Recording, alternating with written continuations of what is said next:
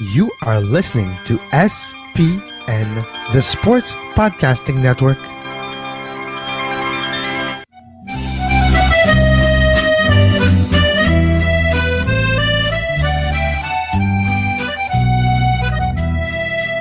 Oh, on est live on SPN Radio.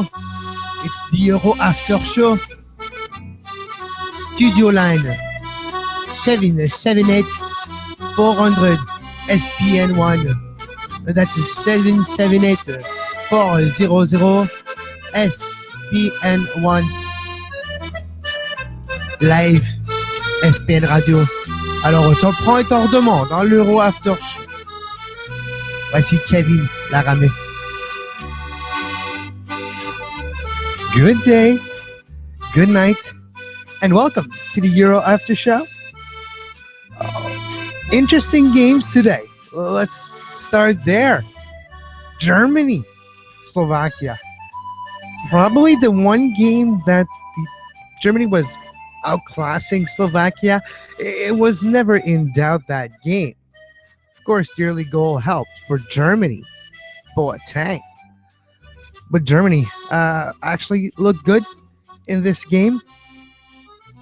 It's like a build-up for Germany. Every game they play, they get a little better. And this game, heading into the quarters, actually made them look really good. They will play the winner of Italy and Spain. That's probably the only caveat, is that their next opponent in the quarterfinals is going to be a tough one. Italy, Spain tomorrow to determine who's going to play Germany in the quarters. France this morning against Ireland. Oh, what a game for Ireland. What a way to leave a tournament by taking the lead against the host. Yeah, you heard that correctly. Ireland got a penalty right early in the game. It was the right call by the Italian referee. We have to be honest here. Refereeing as a whole has been quite high in quality in this tournament. And for like a referee like the Italian one who made the call on Evra in the box, it was a tackle behind in the box. It was worthy of a foul, and that would have been a foul anywhere else in the pitch. So when it's in the box, why not call it? Well, exactly. And he called it. Penalty. Ireland. Brady off the post. Brady, the most famous person in Ireland right now, probably scored twice in this Euro. Brady has as much goal as Ronaldo.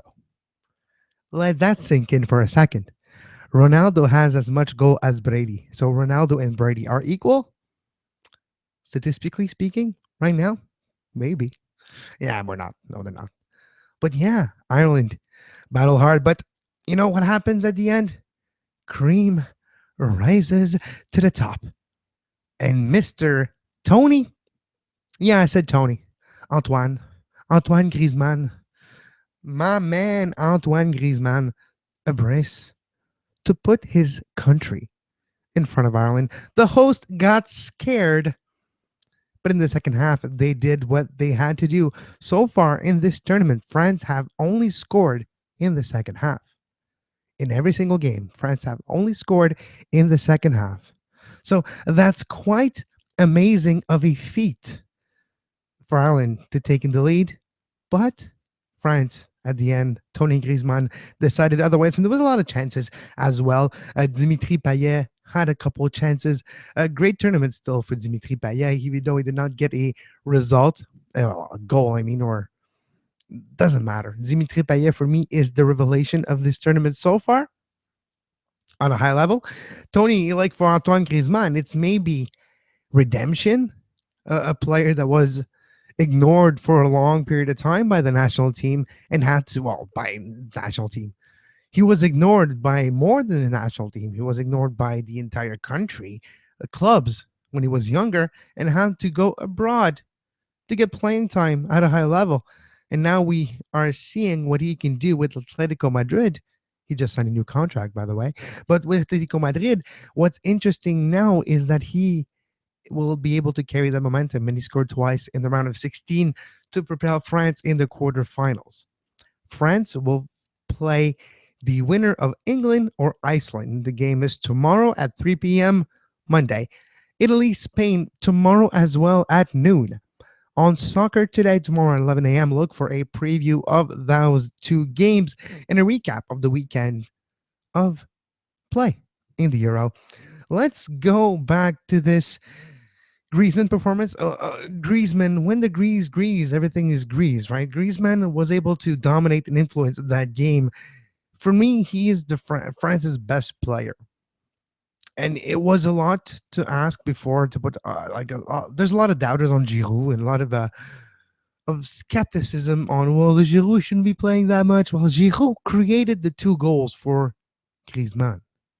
So as much as Tony is to praise for those two goals, we do have to praise Olivier Giroud as well. Haters will hate André Pierre Gignac as well. Great performance for him.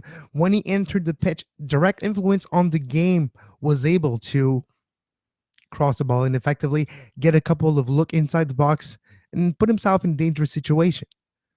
So that bodes well for the future. And will André Pierre Gignac stay for long in Mexico with Tigres? Well, I don't know about that. Maybe Europe will be calling.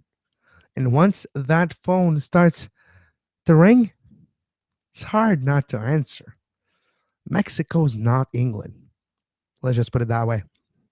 For sure, Gignac have a chance to hand at Arsenal. Anyways, let's go to the Germany-Slovakia game. Germany just dominated, had all the answers. Boateng early on with that goal. People wonder, why is he deeper? Why isn't he more up front? Why isn't he one of the ones? Well, the fact that he's that deep in the roster, he's able to arm that shot, and we all saw what happened. So Boateng is maybe the key for Germany to succeed well. You have a Thomas Müller that the confidence seems deflated at best.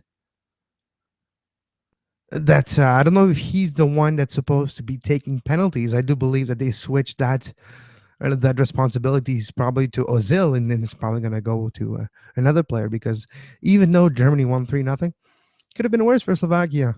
Germany missed a penalty. Well, Slovakia stopped the penalty. So Germany was able still to get 3 goals in a run of play. And for Germany, they're looking better and better every game. It's a gaining of momentum for them. And now, though, in the quarters, they will have a tough task. They will either face Italy or Spain. Spain has got his hands full with Italy. Italy, even though they're the oldest team, or maybe the second oldest team in this tournament, I do believe they're the oldest team in this tournament. They're playing with a young fashion. They're actually using speed and using the width of the pitch to create opportunity for their strikers to, when they have one, they finish it, and they're clinically, defensively clinical. I mean, and they're not conceding. Buffon again in the net. If it wasn't for Buffon in the third game, Buffon wasn't playing. We saw what happened. So you would let that ball go in. But if it was Buffon, it would have been a different story. So it could have been 3 victories for Italy in the group stage, but because of Antonio Conte's decision to rotate the squad in the third match, which it is understandable when you have about 3.5, 4 days between your last group stage game and your first knockout game. It's not a lot of time to recuperate. It's half of what you usually do get normally sometimes, because you do have weeks that you play twice, but majority of the weeks you play 1 game. So you usually have 7 days recuperation recovery period. It's different when it's in a big tournament like this. You do want to play, so you do find ways to recuperate and recover quickly. And with sports science nowadays, it's a lot easier to recuperate and recover if you're going from the inflatable pants that are cold with inflatable, so it creates like an air cast around your legs, and then there's cold water tubes filters inside those inflatable pants that is very cold, between 1 to 4 degrees. And then what it does, it just takes all the blood out of your muscle, because when it gets cold, the blood rushes back to protect the vital organs. So when that happens, there's a cleansing of the muscle. It helps recover the muscle. The lactic acid is taken out of the muscle in that process, so your recovery period is cut in a big percentage. So, with the advent of sports science, it is easier to recover in a 3, 4 days period. So, that being said, there's always questions. There's always a philosophy. Depends of the coach if you do squad rotation or not between games that have 3 to 4 days. Should you? Should you not? In this tournament, we've seen cases that could validate both points of the situation. We've seen team rest players like Hungary, and they put their best team forward tonight. And they, even though the scoreline says 4-0, they battled hard. And for spells in this game, they were the better team on the pitch. At the end, they weren't. I have to agree, but they rested players, they mixed players, and they put their top lineup in this game. You're going to tell me they had no choice, and I agree with you. But they did rest players in the third game and still got the result they needed, 3-3 draw with Portugal to go to move on to this game. It's a different story today at the end of the day with Belgium, 4 goals win, 4 past Gerbo Koray. But again, when you look at Hungary, they battled hard, and that decision by the coach to rest a lot of players in the third game was vindicated in a bit because of the performance of Hungary. The other thing could be said as well. If you don't rest players, if you go like Belgium, you go all out because you need results. Look what happened today. You carry that momentum forward. The two best Belgium performances this time around in this tournament have been their third game and their first knockout game. So the same situation of either resting or not. In this case, they didn't. They used their best lineup to get the result in the third game in the group stage. Look at their performances in this game today. Let's talk about that performances. First of all, you know what? Let's take a quick break here on the Sports Podcasting Network, and we'll come back and talk about Belgium and Hungary that happened today.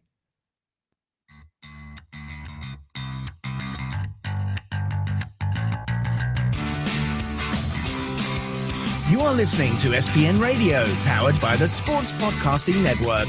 Visit sportspodcastingnetwork.com for more.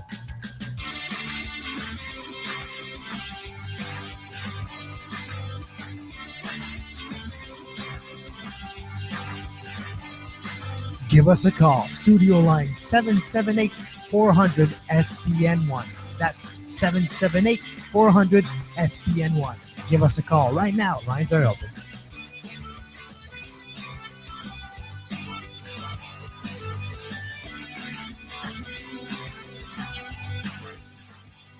Belgium and Hungary. Wow, when this team gets going, Belgium here, it's quite a show. It's quite something to see. The offense power, the performance by Eden Hazard, the offensive, defensive, all around, balls to the walls. I'm going to say it. Balls to the walls performance by little Eden here. I want to bask in his garden. Oh, Eden. So beautiful what you accomplished today on that pitch.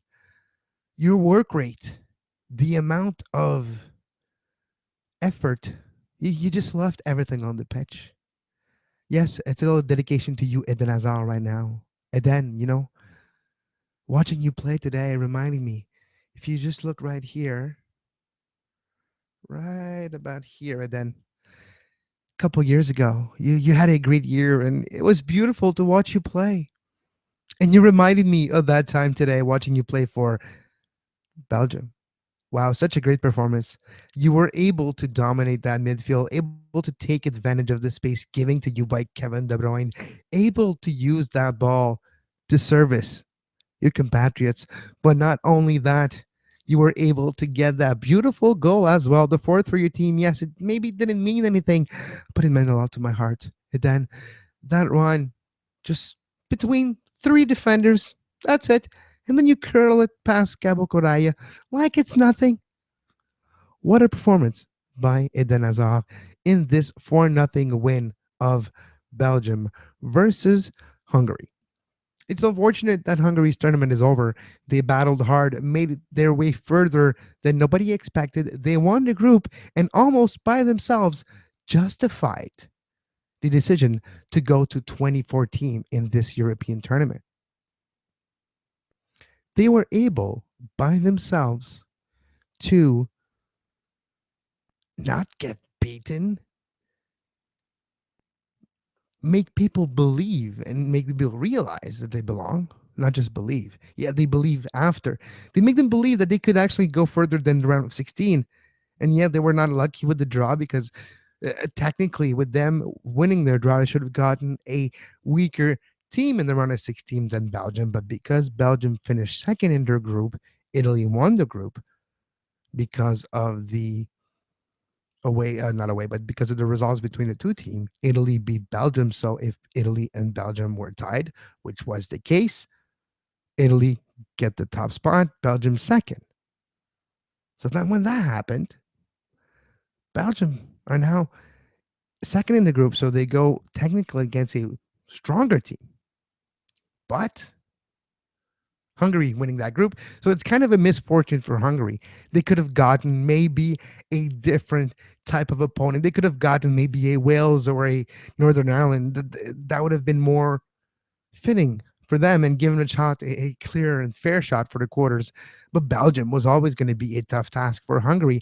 And they did battle hard, even though at the 83rd, 84th minute, when it was 3 goals down, they were still working, still trying. And that is commendable. Their performance in this tournament for Hungary is commendable. Same for Ireland, by the way. Ireland, we're not expecting to do anything, and they needed a result in the third game, and they got it. They beat a team like Italy. Yeah, Italy, like we mentioned earlier, they did rest some players. But even if you rest your top 11 players, or some of them, it's still the players that are playing are still pretty damn good. You still beat a pretty damn good team. And Ireland, the land of Ire, I have to tip my hat to you.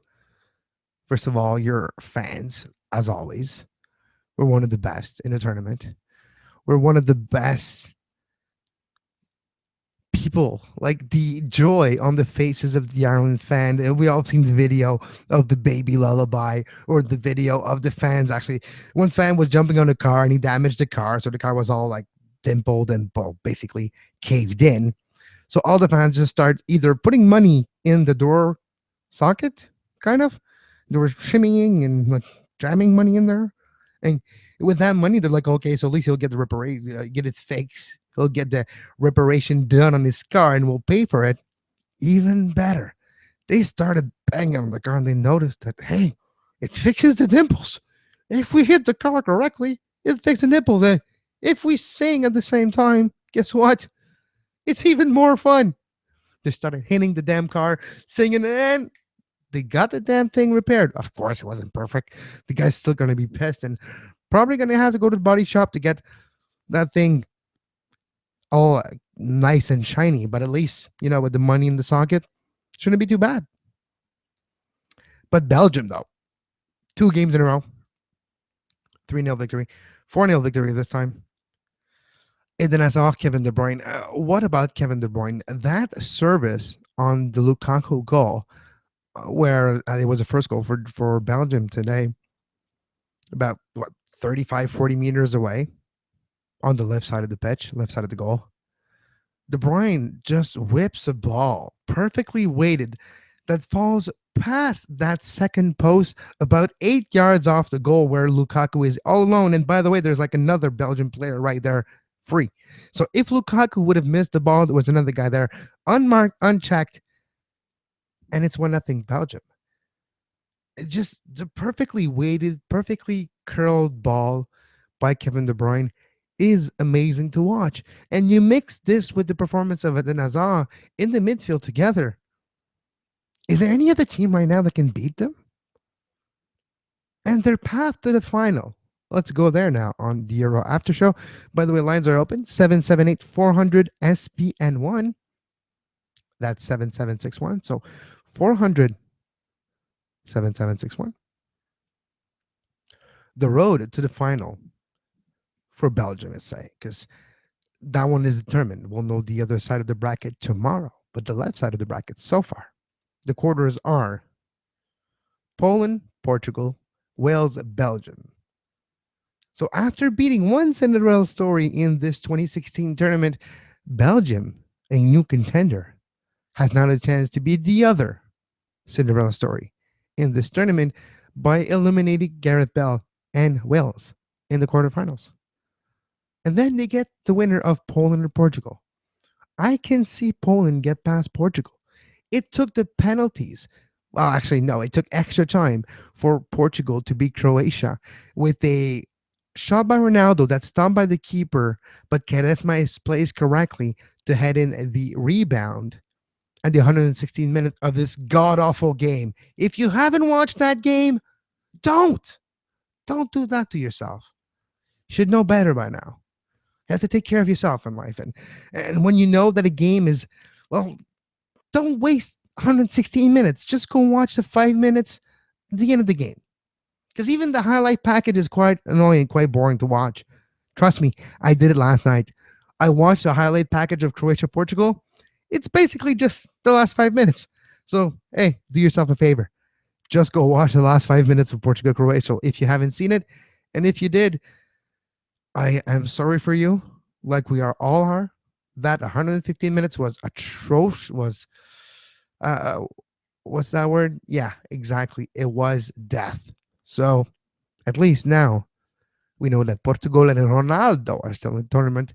So it's going to be a battle of the type of one-man team, Poland and Lewandowski versus Portugal and Ronaldo. I can see both teams again winning in this match. Portugal are playing maybe a little better game by game, but you're still wondering how far can this team go?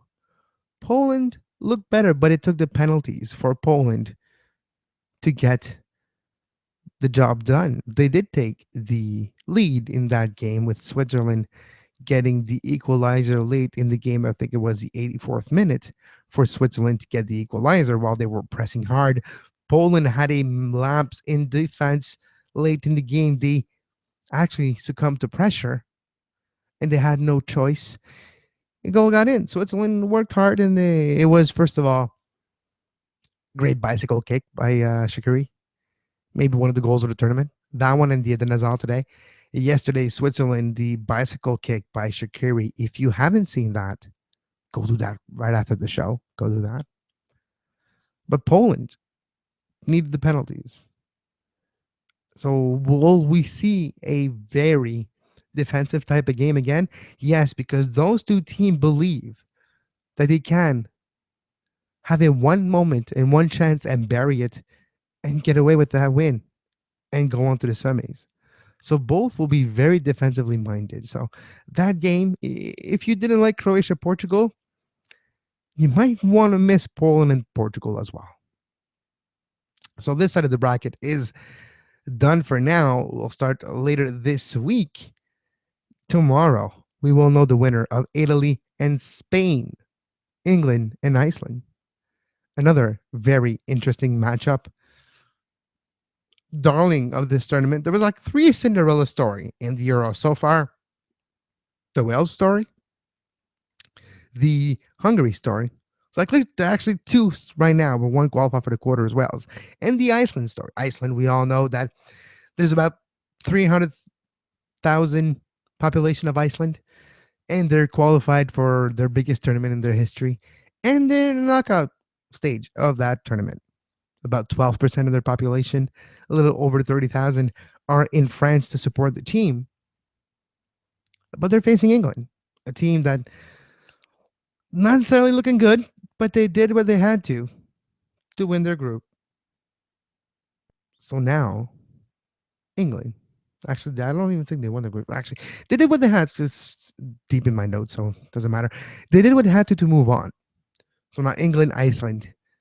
And between the two, it's either the Cinderella story moves on and then France has an easier path to the final or the semi to start.